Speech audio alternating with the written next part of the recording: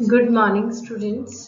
आज का हमारा टॉपिक है कंस्ट्रक्शन मैनेजमेंट एंड अकाउंट्स में यूनिट नंबर 4 कंस्ट्रक्शन कॉन्ट्रैक्ट्स। तो we will discuss about what are the different contracts and what is the conditions under such contracts.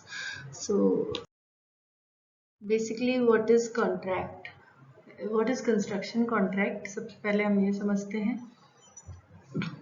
A construction contract is a mutual or legally binding agreement between two parties based on policies and conditions recorded in document form. तो basically what does it mean कि दो individual parties के बीच में कोई legal policy या conditions तैयार जिसमें की जाती हैं, डॉक्यूमेंट की जाती हैं फॉर्म में। तो डॉक्यूमेंट फॉर्म में जो बनाते हैं उसे हम बेसिकली कंस्ट्रक्शन कॉन्ट्रैक्ट या कंस्ट्रक्शन एग्रीमेंट बोलते हैं। The two parties involve The two parties involved are one or more owners and one or more contractors. The owner has full authority to decide what type of contract should be used for a specific development to be constructed and to set forth the legally binding terms and conditions in a contractual agreement. The two parties involved are one or more owners means party जो आपकी contractor और owner है उसमें आपके दो individual भी कोई हो सकते हैं या कोई दो फर्म्स के बीच में भी कॉन्ट्रैक्ट हो सकता है। The owner has full authority to decide, owner के पास सारी अथॉरिटी होती है कि वो किस तरीके का कंस्ट्रक्शन चाहता है, क्या उसकी डेवलपमेंट रिक्वायरमेंट है और लीगली बाइंडिंग टर्म्स और कंडीशंस जो है वो डिसाइड करता है। A construction contract is an important piece of document that outlines the scope of work, risk, duties and legal rights of both the contractor and the owner. जो ये contract है ये बेहद ही इम्पॉर्टेंट आपका डॉक्यूमेंट है जिसमें कि आपका क्या वर्क स्पान है उसको समझने के लिए रिस्क और ड्यूटीज़ क्या हैं, लीगल राइट क्या हैं दोनों कॉन्ट्रैक्टर और ऑनर के, उनको वेल डिफाइंड इसमें किया जाता है। तो किसी भी काम को पीसफुली कोऑर्डिनेटेड वे में करने के लिए कॉन्ट्रैक्टर और ऑनर के बीच एक हार्मनी और कॉर्डियल रिलेशन बना रहे एंड काम आपका जो आप ऑनर की required terms and required designs है उनके आधार पे परफॉर्म हो, टाइमली परफॉर्म हो, उसके लिए this contract which is construction contract is very important.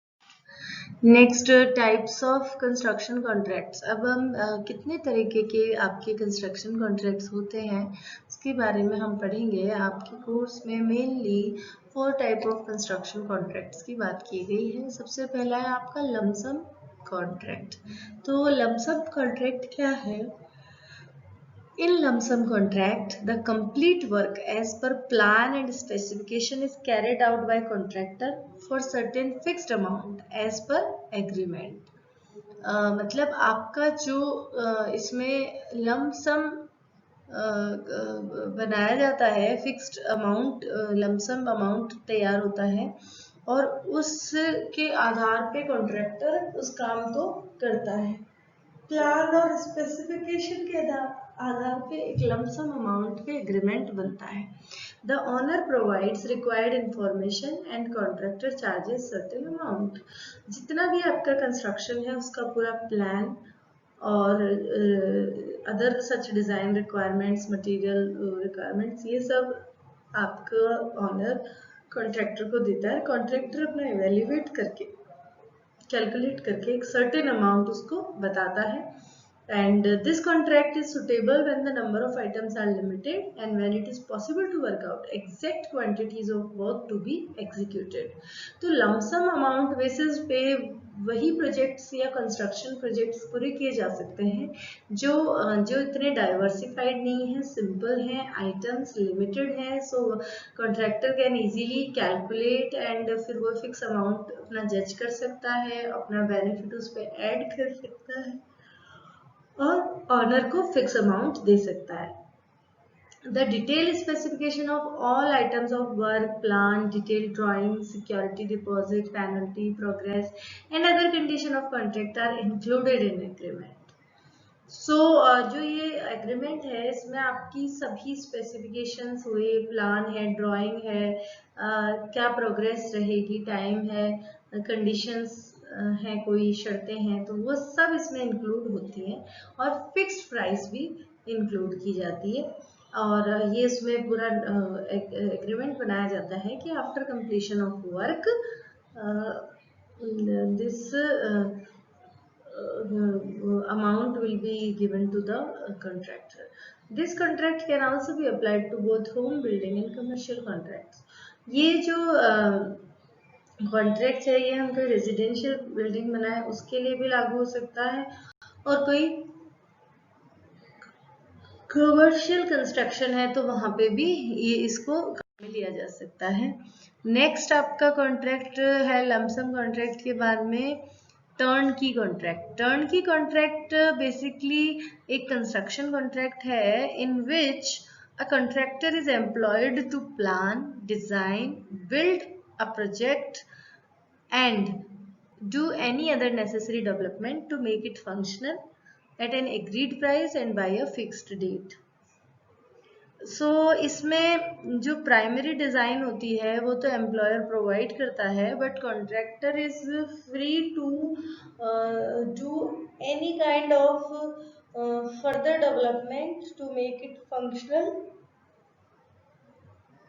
and contractor prepared it completely, and after doing all the necessary work inside the house or any building to ready to shift, and then employer just need to turn the key. That means the contractor provide the work to the owner in a ready to turn the key and shift of in the building. So इसमें जो एक liberty होती है contractor को कि वह कुछ changes उसमें अकॉर्डिंगली कर सकता है, but primary design is given by the owner and पूरा वेल कंडीशंस में फर्निश्ड बना के और ऑनर को सेंड करता है with a fix price. For example जैसे आप देखेंगे तो 2 BHK 3 BHK जो हाउसिंग प्रोजेक्ट्स हैं ये सब इसी कैटेगरी में आते हैं। थर्ड है आपका रेट कॉन्ट्रैक्ट। रेट कॉन्ट्रैक्ट्स क्या होते हैं? These are mutual agreements between the buyer and the seller to operate a set of chosen items during a given period of time for fixed price or piece variation. इसमें जो आपका contractor और honour है उसके बीच में agreement होता है according to the particular item rate which is fixed, and sometimes quantity of the selected items is also being fixed, but rate is the one thing which is always fixed. As and when the need arises, the buyer issues a purchase order directly on the basis of the rate chart available on the supplier, who in turn supplies the item. तो इसमें आपका जो buyer या contractor जो होता है वह उस रेट पे जो आप जिस पे फिक्स हुई है किसी आइटम की रेट उस पे सप्लायर से आइटम्स लेता है। The system of rate contract is prevalent in public sector organisations and government department. So जितने भी आपके गवर्नमेंट डिपार्टमेंट्स हैं या पब्लिक सेक्टर यूनिट्स हैं, ऑर्गेनाइजेशंस हैं, उनमें rate contract, rate based contracts होते हैं। Item rate is fixed and then it is carried out with a lump sum of quantity also, but basically the item rate is fixed. As we can see, BSR, basic schedule of rates, which is published by PWD department, Public Works department, and the construction departments work over, government department work over on those basis of item rates explained and written in the BSR or basic schedule of rates, and it get revised over the time.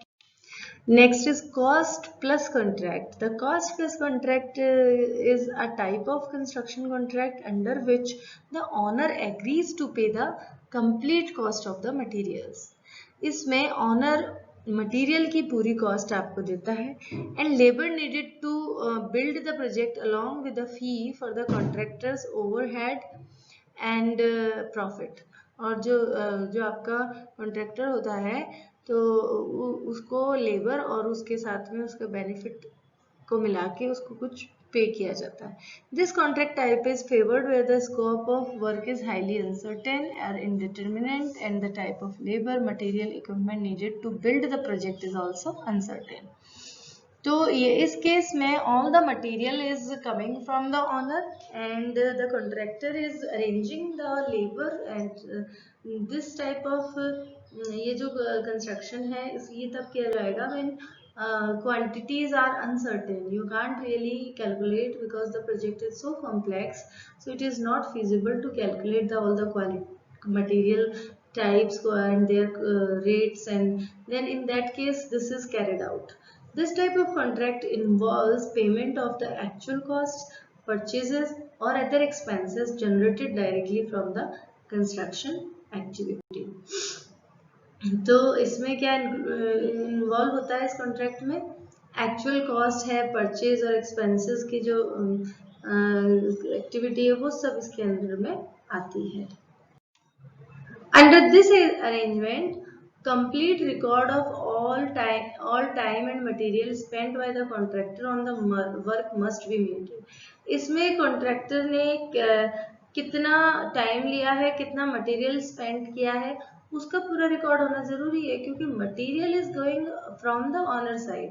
So material watch is very important.